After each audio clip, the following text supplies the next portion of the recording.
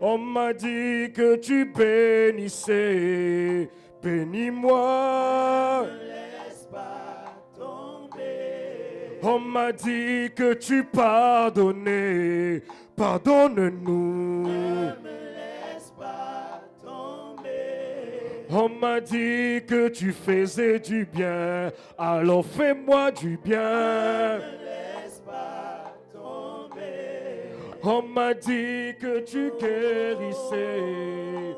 Guéris-moi. Ne me laisse pas tomber. On m'a dit que tu guérissais. Guéris-moi. Ne me laisse pas tomber. Oh, Jésus, oh, ne me laisse pas tomber. Emmanuel, oh, ne me laisse pas tomber. Mon ami, oh, ne me laisse pas tomber. On m'a dit que tu pardonnais, pardonne-moi. Ne me laisse pas tomber. On m'a dit que tu faisais du bien, alors fais-moi du bien. Ne me laisse pas tomber. Est-ce qu'on peut acclamer très fort pour le Seigneur? Je pensais que quelqu'un allait très bien acclamer pour le Seigneur. Vous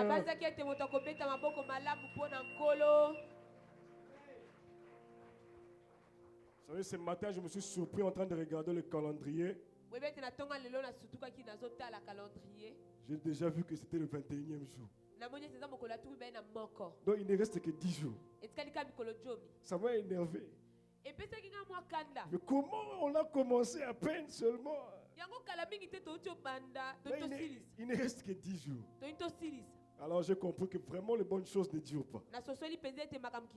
Est-ce que quelqu'un a déjà été impacté pendant cette session? Est-ce que tu as été impacté? Ce soir tu seras encore impacté. Alors avant de commencer notre intervention de ce soir, nous remercions le pasteur ainsi que maman pasteur pour la confiance qu'ils nous ont faite de nous sélectionner ce soir. Je voulais dire pour la main d'association. J'allais dire, mais je me suis rendu compte que je suis trop petit, ma main ne servait à absolument rien. Donc c'est juste une marque de confiance qui nous ont faite ce soir pendant cette session. Et nous remercions tout le collège des anciens avec qui dirige l'église avec le pasteur pour cette confiance. Alléluia. Amen. Et je remercie ma femme, elle n'est pas là. Aux derniers appels, elle était à Kassavubu. Je crois qu'elle sera là. Je la remercie. Sûrement, elle va suivre cette vidéo en indifféré. Alors, je remercie aussi toute l'assemblée, vous qui êtes là ce soir. Que Dieu vous bénisse. Amen. Alléluia. Amen. Est-ce que tu peux saluer ton voisin, dis-lui l'impact du royaume de Dieu sur la terre.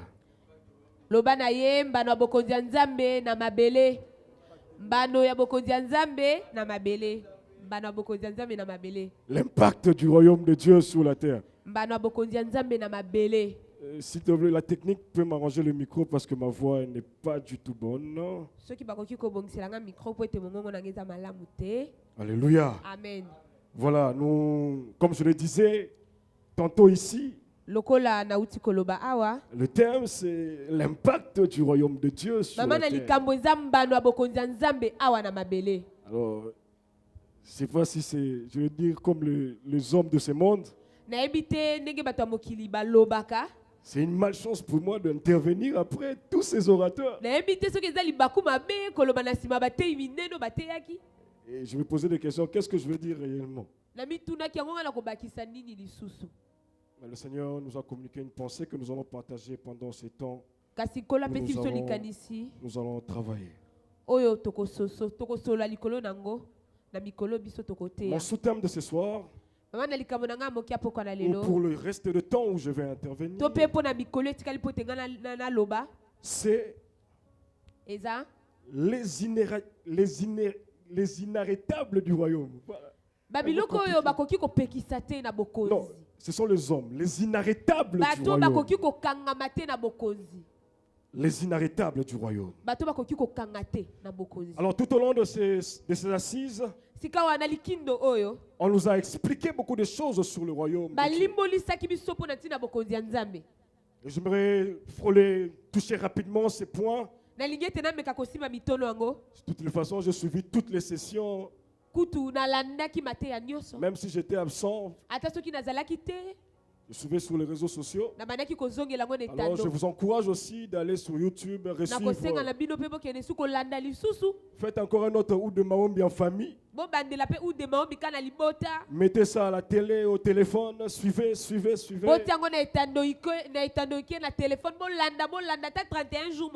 sont des moments de bénédiction. Je me lasse de le suivre encore. Alors, je vais essayer de définir rapidement c'est quoi un royaume. Parmi les définitions que j'ai pu trouver, me dit le royaume c'est une entité où règne le roi.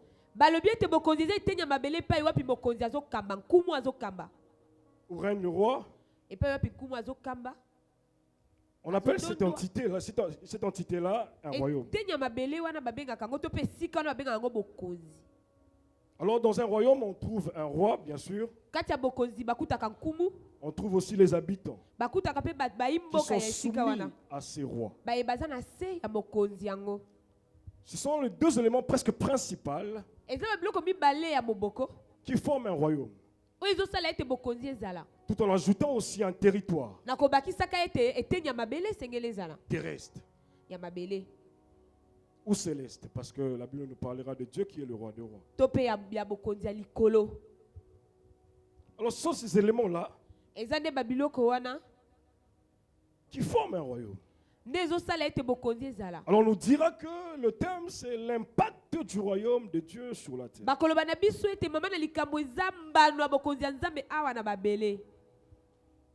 Ce que j'aimerais d'abord que nous puissions savoir avant de continuer,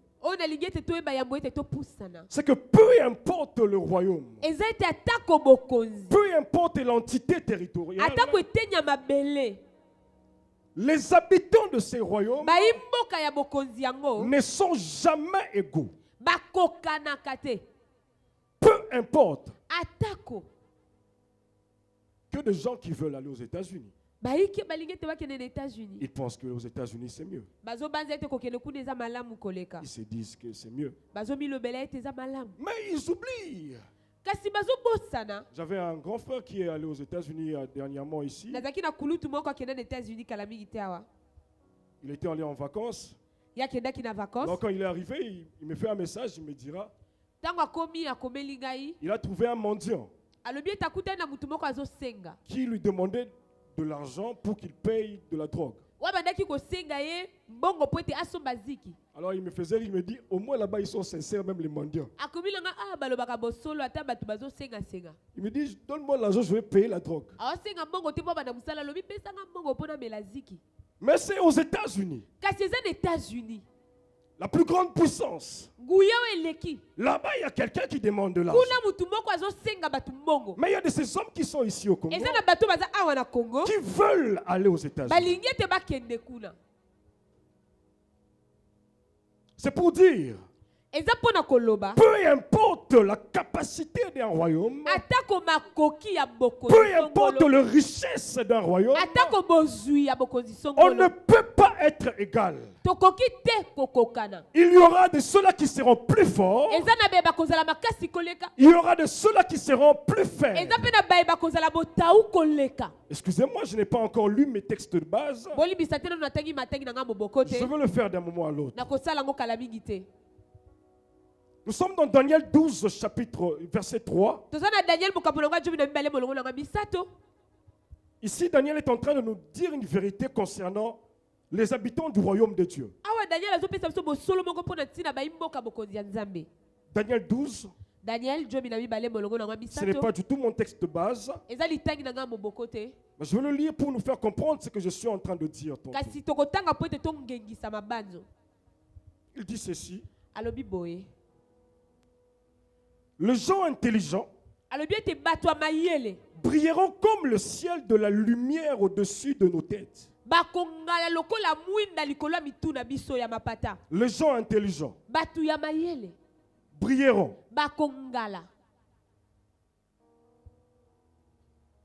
Ils ont montré aux autres comment être fidèles à Dieu et ils brilleront pour toujours comme les étoiles.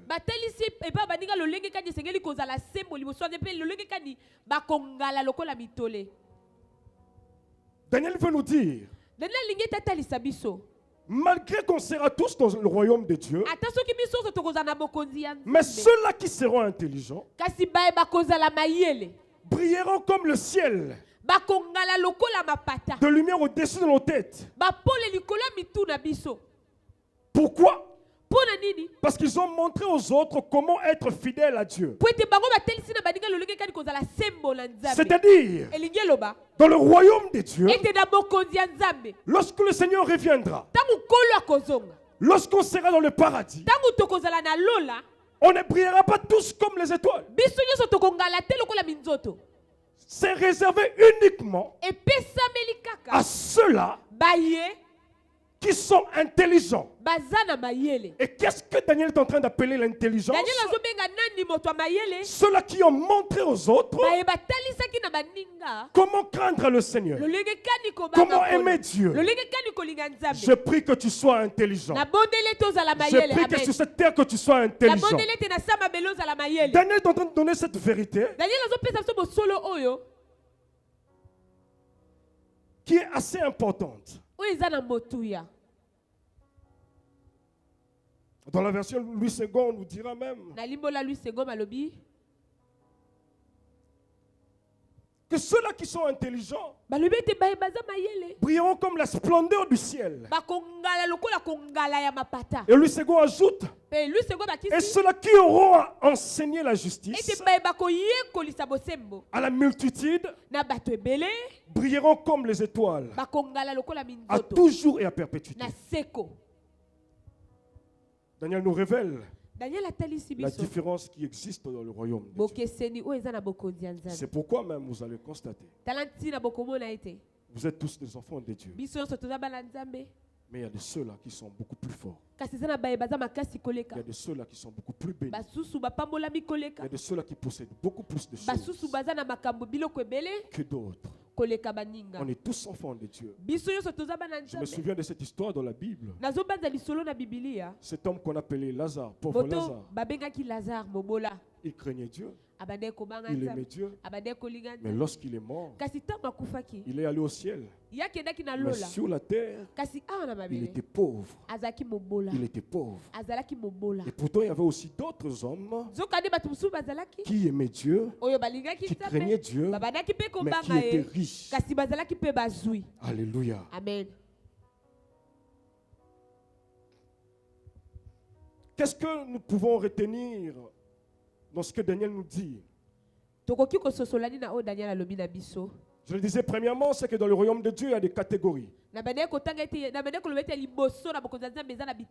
On ne sera pas tous de la même catégorie. On ne sera pas tous dans la même catégorie. Deuxièmement, Chacun peut choisir sa catégorie. Et cela s'est fait pendant qu'on est sur la terre. Chacun peut travailler de sorte que qu'il ait une certaine catégorie. Troisièmement, Daniel nous dira que cette catégorie, lorsqu'on l'a, elle est inchangeable.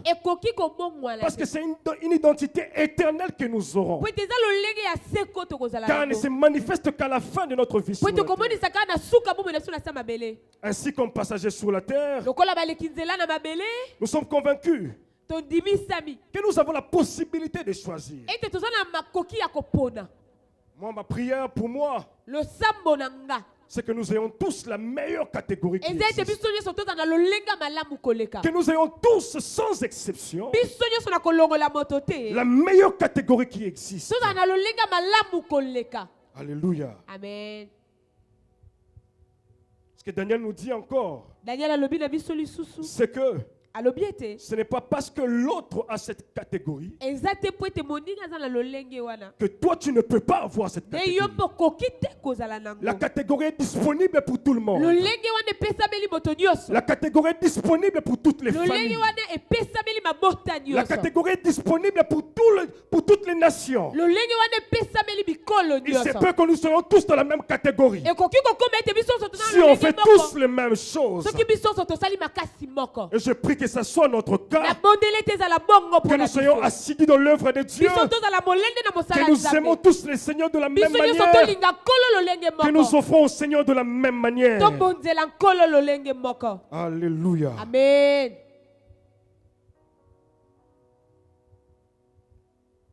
Et nous allons prendre nos Bibles rapidement. Nous sommes dans Genèse.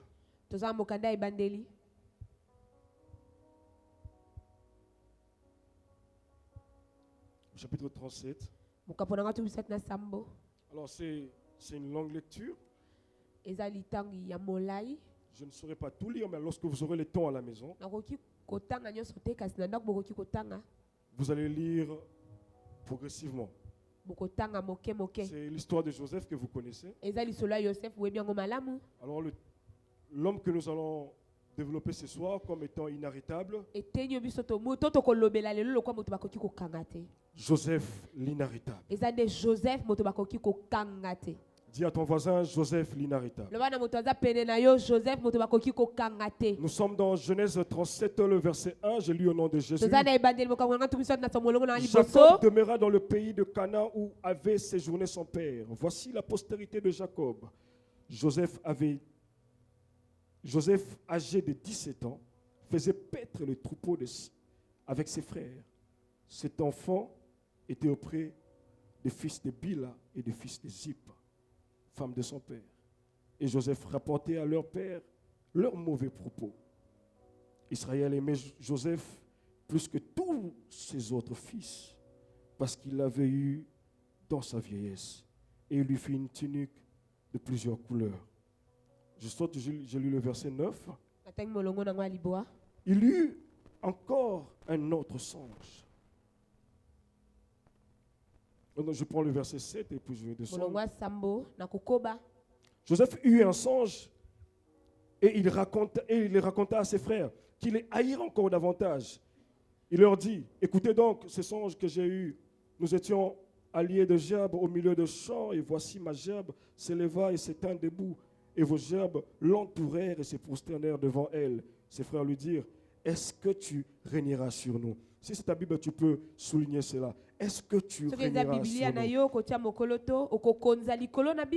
Est-ce que tu nous gouverneras?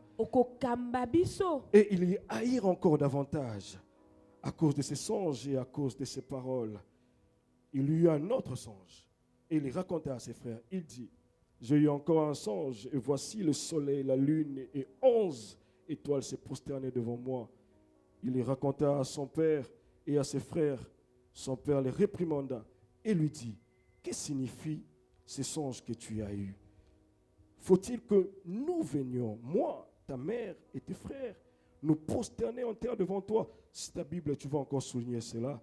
Faut-il que nous venions, moi, ta mère et tes frères, nous prosterner en terre devant toi. Ses frères eurent de l'envie contre lui, mais son père garda les souvenirs de ces choses. Alléluia. Amen. Alléluia. Amen. C'est l'histoire de Joseph que nous connaissons. La Bible ne nous dit pas grand-chose de sa vie avant ses 17 ans. Avant ses 17 ans, on ne sait pas ce que Joseph faisait.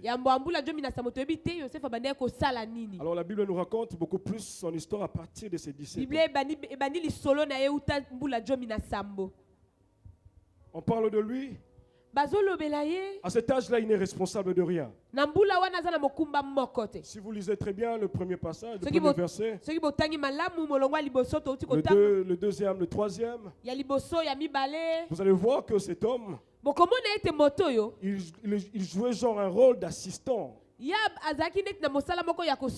était beaucoup plus assistant à ses frères que responsable de quelque chose. On le comprend très bien parce qu'il était jeune. Il était aimé de son père. C'est pour des raisons qu'on ne connaît pas. J'aimerais dire à quelqu'un, déjà d'entrée de jeu, c'est que quand tu es un homme inarrêtable, quand tu es un homme inarrêtable, tu ne forces pas l'amour. Tu ne forces pas l'amour lorsque tu es un homme inarrêtable. Lorsque tu es une femme inarrêtable. La première des choses qu'on reconnaît un homme inarrêtable, c'est qu'il ne force pas l'amour. J'aimerais dire à quelqu'un, à chaque fois que tu constates qu'on t'aime sans que tu ne dises cela, qu'on t'aime sans que tu ne proposes cela, c'est que tu es sous la lignée des inarrêtables. Tu ne sais pas comprendre cela. Tu n'as rien fait de spécial, mais tu constates quand même qu'on t'aime. C'est ce qui est arrivé avec Joseph. Tu n'as pas besoin d'être beau. Tu n'as pas besoin d'être belle. Tu n'as pas besoin d'être fort. Mais on t'aime quand même. Lorsque tu es inarrêtable, tu ne forceras pas le mariage. Lorsque tu es inarrêtable, tu ne forceras pas le travail. Lorsque tu es inarrêtable, tu ne forceras pas le succès. Tu constateras cela seulement. Tu vas constater cela dans ta vie. Avant que Route de Mahombi finisse, tu vas juste constater qu'on t'aime sans raison.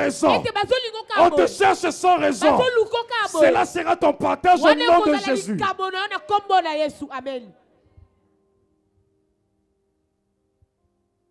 Tu ne forceras pas l'amour de grandes personnalités. Non, tu ne feras pas cela.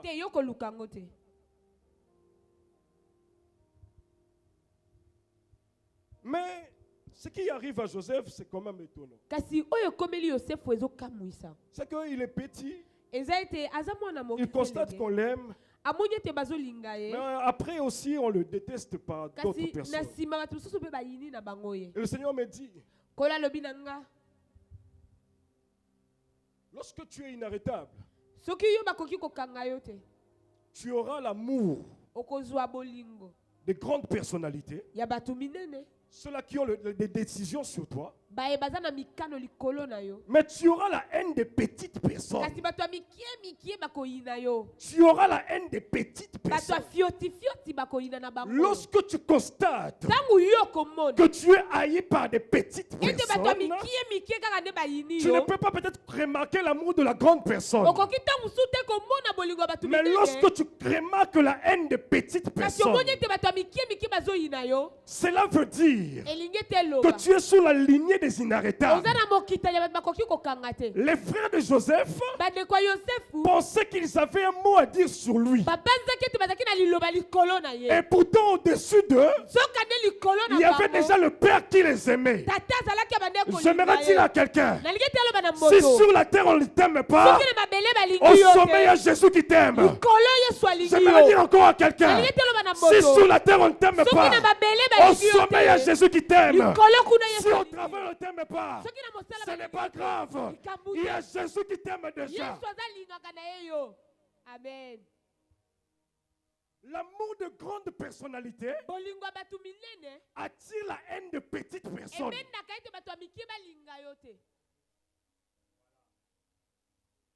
Moi, à chaque fois que je constate que si on ne m'aime pas, ici on ne veut pas de moi, j'essaie de voir est-ce que la haute personnalité est d'accord. Si seulement Dieu est d'accord, alors tu peux haïr comme tu veux. Je sais une chose, que ta petite haine ne fera rien face au grand amour de Dieu.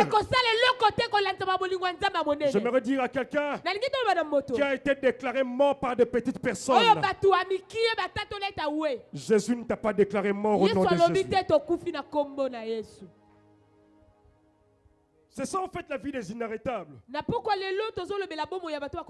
C'est ça en fait la vie. Ils vivent comme ça. C'est qu'on arrive à Genèse 37. Toujours là, on descend plus bas. On constate une chose. On a voulu faire mourir Joseph. La haine a quitté dans le cœur. Ils veulent maintenant poser des actes.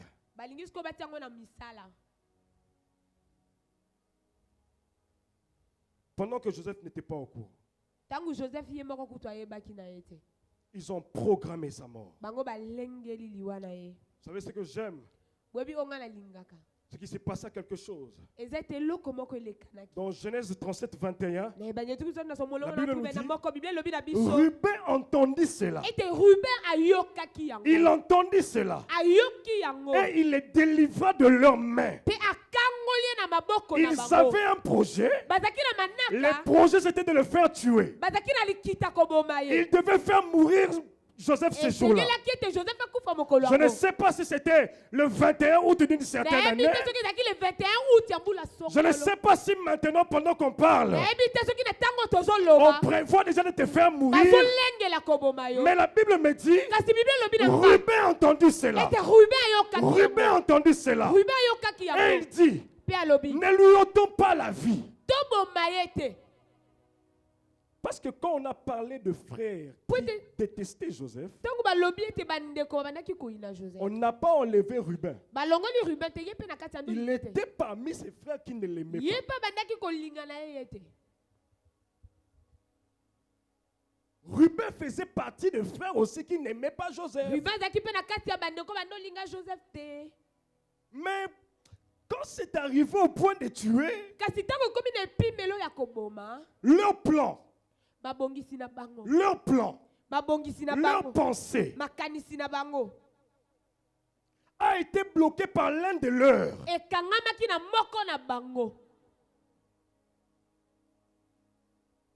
Et le Seigneur me fait comprendre. Et c'est ce que j'aimerais dire à quelqu'un. Je vais aller rapidement pour clôturer. Nous allons prier.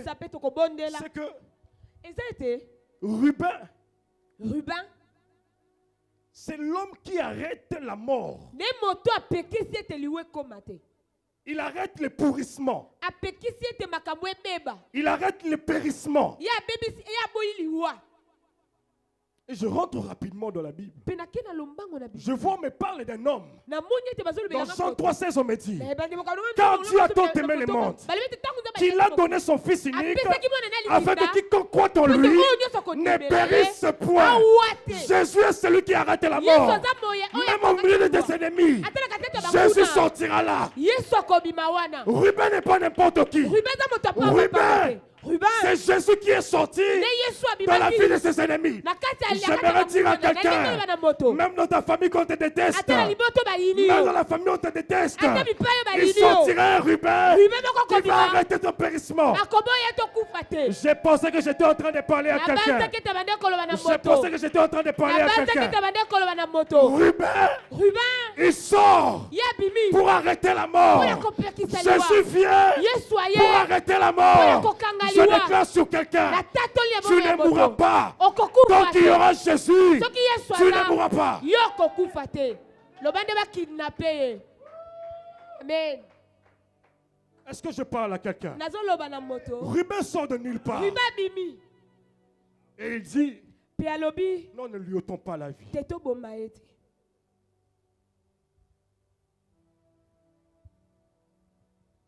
On continue l'histoire.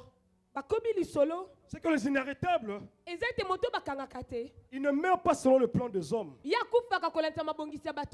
Il va mourir parce que c'est un homme. Mais il mourra selon le plan de Dieu. Oui, ton jour de la mort est connu par Dieu et sera décidé par Dieu. Aucun humain ne prendra le dessus sur ça. Non, non, ils ne feront pas ça.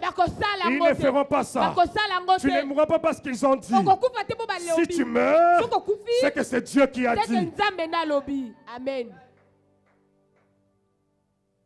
On descend plus bas. Dans le verset 28, on voit, on a vendu Joseph. On a vendu Joseph.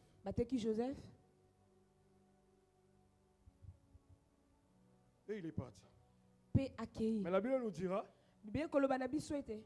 que quand on a vendu Joseph, Ruben n'était pas là. Ruben n'était pas là. Vous savez, il y a ces moments dans la vie, vous avez l'impression que celui qui vous a sauvé, la vie n'est pas là. Comme s'il vous a abandonné. Comme s'il vous a laissé. Comme si vous êtes délaissé. Vous pensez même que vous êtes le plus malheureux du monde. Vous dites que pourquoi seulement moi? Pourquoi seulement ma femme? Pourquoi seulement mes enfants? Pourquoi seulement mon mari? Pourquoi seulement ma maison? On ne peut pas choisir d'autres personnes. Mais il m'a quand même empêché de mourir. La vente seulement, pourquoi il n'a pas été là? J'aimerais dire à quelqu'un, Ruben doit se déplacer pour que son plan s'accomplisse. Le plan de Dieu doit s'accomplir dans ta vie. Le plan de Dieu doit s'accomplir dans sa vie.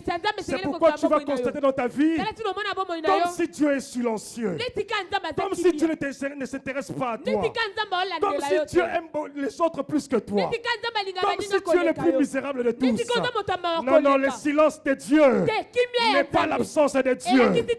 Même s'il est calme, il voit toutes choses. Il voit toutes choses. Là où tu iras, il sera avec toi. Amen.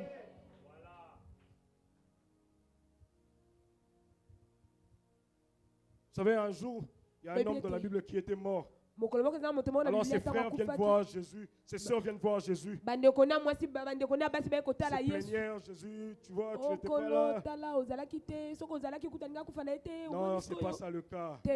C'est que, j'aime toujours le dire, entre le miracle de la guérison et le miracle de la résurrection, qu'est-ce que tu préfères? Il faut faire un choix clair entre la guérison et la résurrection. Qu'est-ce que tu préfères?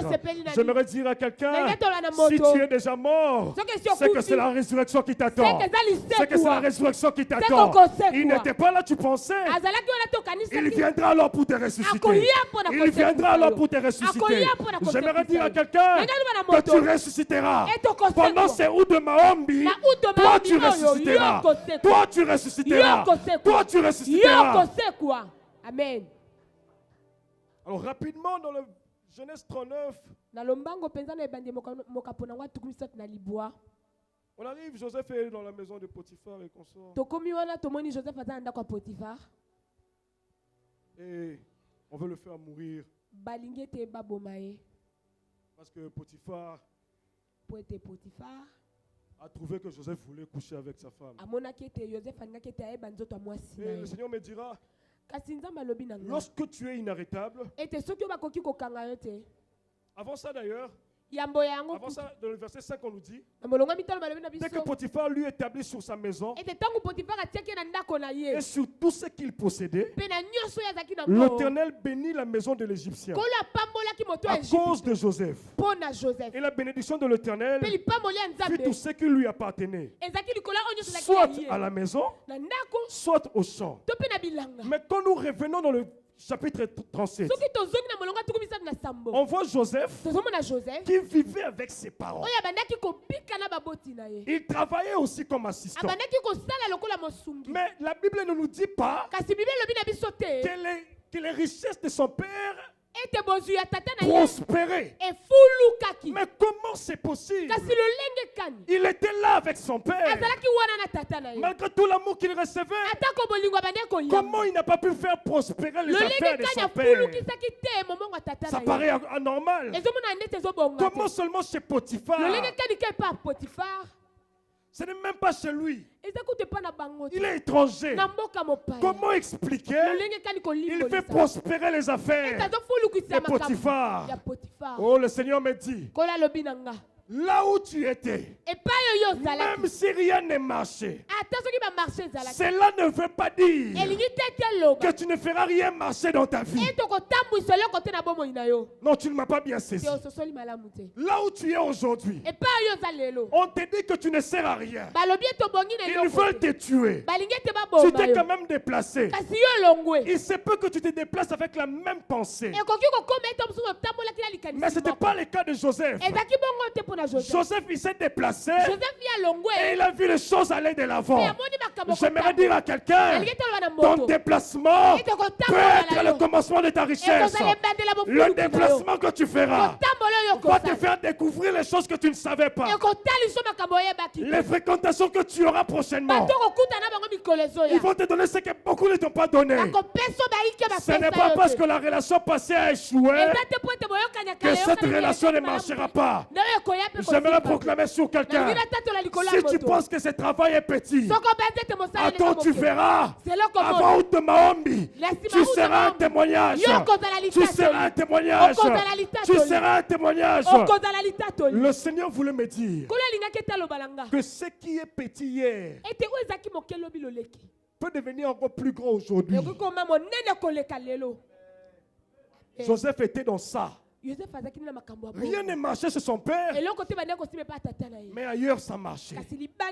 J'aimerais dire à quelqu'un, si ça ne marche pas ici, ailleurs ça marchera. Ailleurs ça marchera. Ailleurs ça marchera. Ailleurs ça marchera. Je vois un homme qui s'appelle Jésus. Jésus, on a même sorti cet adage pour lui. Nul n'est prophète chez soi. Mais il a sauvé toute l'humanité. Même si les Juifs ne l'acceptent pas, nous qui l'avons reçu, nous avons la vie éternelle. Nous avons la vie éternelle. Nous avons la vie éternelle. Nous avons la vie éternelle. Même si ailleurs ça ne marche pas, même si ici ça ne marche pas, ailleurs ça marchera. Amen. Alors la tentation arrive rapidement. Et quand la tentation arrive, ce que font les inarrêtables, ils n'ont pas surtout besoin de prophétie. Ils ont la conscience de la présence de Dieu même seuls. Les inarrêtables sont conscients de la présence de Dieu, même étant seuls. Que des hommes et des femmes qui ont besoin du pasteur pour craindre Dieu. Ils attendent le moment de culte pour bien s'habiller. Ils attendent le moment de célébration pour être bien droit. Ils gèrent leurs humeurs juste après le culte. Ils redeviennent ce qu'ils sont toujours. Mais Joseph était seul. Mais il avait la conscience de la présence de Dieu. Un homme inarrêtable. Il a la conscience de la présence de Dieu. Dans le bureau, il sait que Dieu est là. À l'école, il sait que Dieu est là. À l'université, il sait que Dieu est là. Au marché, il sait que Dieu est là. Dans la route, il sait que Dieu est là. Dans l'avion, il sait que Dieu est là. Dans le champ, il sait que Dieu est là. Partout, il sera. Il est conscient de la présence de Dieu. Et s'il ne pêche pas, c'est parce qu'il sait que il va faire mal à Dieu et non aux hommes. Et non aux hommes. Joseph n'avait de compte à rendre à personne là-bas. Il pouvait accepter cela. Les inarrêtables ne font pas cela.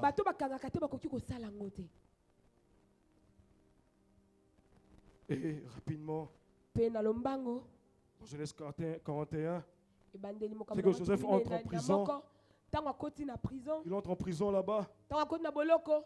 Et les gens font des songes bizarrement. Et il interprète le songe. Il interprète le songe. Et ces gens-là ont eu le sort qu'ils attendaient par rapport à l'interprétation du songe. Mais arrivé à un moment, il est resté dans la prison. Vous vous rappelez que dans le chapitre 37, je vous ai demandé de souligner certains versets. C'est que dans le chapitre 37, ce qui se passe, c'est qu'on demande à Joseph d'interpréter le songe par son père et sa mère et ses frères. Bon, tu as rêvé, c'est toi qui as eu le songe. Bon, dis-nous maintenant, ce que tu as dit là, ça veut dire ceci. On lui demande en fait d'interpréter un songe. Bon, le songe n'était même pas compliqué parce que ça venait de lui. Mais la Bible nous renseigne que Joseph n'a rien dit. Mais comment c'est possible? Comment c'est possible? Ici, c'est lui qui interprète le songe. Mais dans le chapitre 37, le songe que lui-même a fait, il est incapable d'interpréter cela.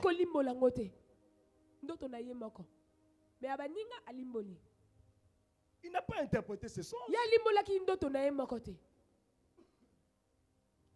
Vous savez, le Seigneur me dira,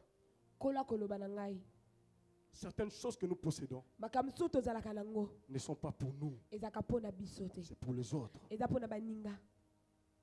ne sont pas pour nous. Il n'a pas pu interpréter ce songe. Depuis, vous allez lire l'histoire de Joseph jusqu'à la fin, il n'a jamais interprété ce songe. Il n'a jamais interprété.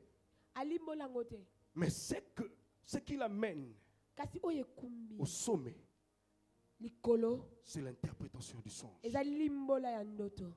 Il est au sommet parce qu'il a interprété le songe. Il est au sommet parce qu'il a interprété le songe. Le Seigneur me dira encore que les petites choses que tu fais, que tu minimises, peuvent devenir une grande source de bénédiction. Une grande source de bénédiction. Ce qui te fait haïr ici te fera rechercher ailleurs. Là-bas, le songe l'a poussé la haine. Là-bas, le songe a produit la haine. Mais ici, le songe a produit la gloire. Ici, le songe a produit la gloire. Je vais encore répéter ce que j'ai dit tantôt. Ce n'est pas parce que là-bas ça n'a pas marché que tu dois arrêter. N'arrête pas. N'arrête pas. N'arrête pas. Ta gloire arrive là. Ta gloire arrive là. Ta gloire arrive là. Ce n'est pas parce que là-bas on t'a haï pour ça que ailleurs aussi on te haïra. Non, non, non, non, non, non, non. On va te chercher pour les mêmes choses. Ce n'est pas parce que le frère Calais t'a privé le micro que tu ne chanteras jamais bien. Tu iras ailleurs. Tu iras ailleurs. Tu chanteras. On te cherchera. On te posera la question. Tu es où? L'écoute n'a pas encore commencé? Tu es où? Le culte a commencé. On te cherchera. J'aimerais déclarer sur quelqu'un. Il y a une entreprise. Il y a un DG qui manquera le sommeil pour te nommer toi. Amen. Tu balayes peut-être, mais on te cherchera pour balayer dans un grand bureau.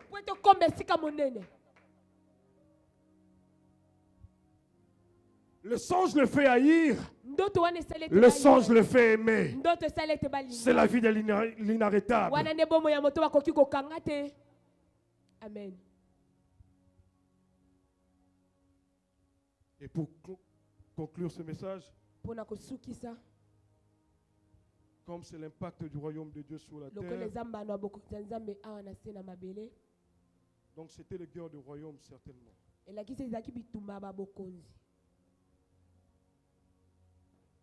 C'était le guerre du royaume. Alors dans cette guerre-là, ça a commencé avec les pensées. Ils ont nourri les pensées. Le frère de Joseph a nourri les pensées. Alors il devait y avoir quelqu'un d'autre qui devait aussi avoir d'autres pensées. Parce que dans la guerre, on est censé utiliser le même coup. Les mêmes instruments. Si tu vas en avoir en grande quantité, tant mieux. Mais quand même les mêmes instruments parce que ça doit être égal, équitable. Je ne pense pas qu'aujourd'hui la RDC peut se lever chercher la guerre contre la Russie. Je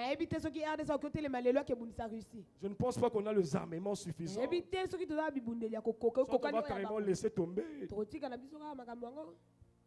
Alors, c'était les pensées qui étaient là.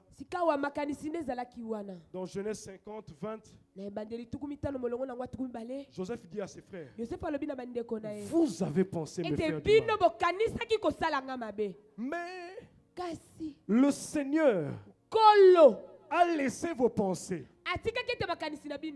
quittez vos cœurs, allez dans son cheminement. Mais pour m'atteindre, il a changé selon bien. Amen. En d'autres termes, il voulait dire, vos pensées à vous. Le Seigneur n'a pas changé vos pensées. Il a laissé vos pensées. Mais vos pensées, c'était pour me faire du mal. Vous avez pensé me faire du mal. Vos pensées ont quitté vos têtes. Ils sont partis. Elles sont parties à son accomplissement. Mais une fois seulement qu'elles ont voulu me toucher, cela a été changé en bien. Vous allez me dire comment je le sais. Comment je le sais? La Bible me dira. Je connais les projets que j'ai formés pour vous.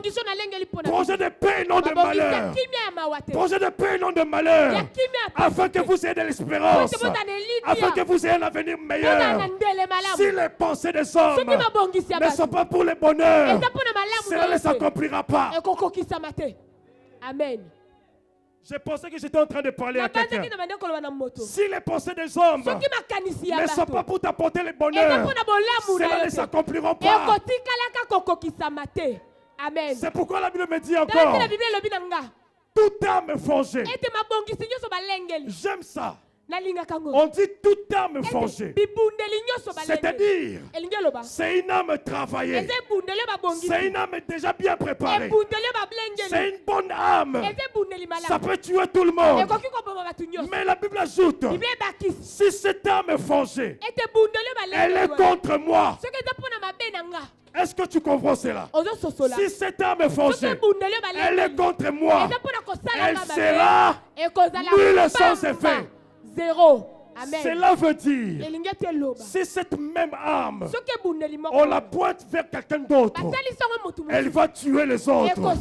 Mais parce que je suis inarrêtable, je ne mourrai pas de cette âme. Que Dieu vous bénisse.